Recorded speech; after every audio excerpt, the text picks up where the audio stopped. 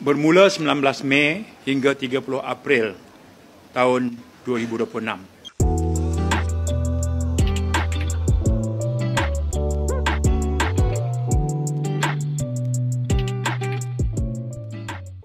Salam sejahtera dan welcome back to my channel.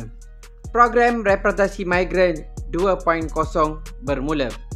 Kepada anda yang menonton channel saya, jangan lupa untuk subscribe channel saya untuk mendapatkan info-info yang akan saya update dari masa ke semasa.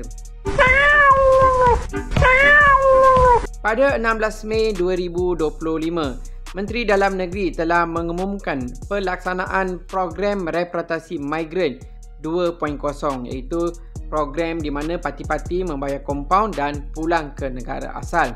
Okey, program ni akan bermula pada 19 Mei 2025 sehingga 30 April 2026. Okey, dalam 11 bulan lebih sahaja.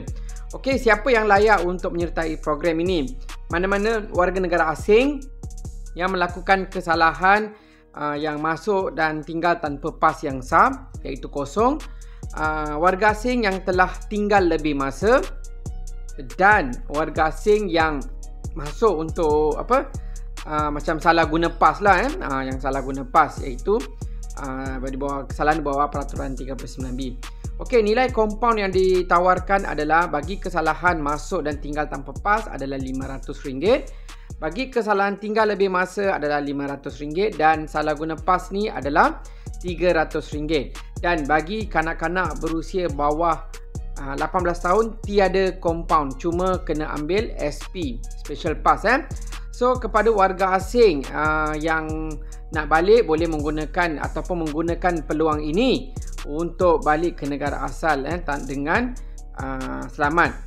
Okey, dan saya akan update video satu lagi, apa syarat-syarat dan apa yang kena buat.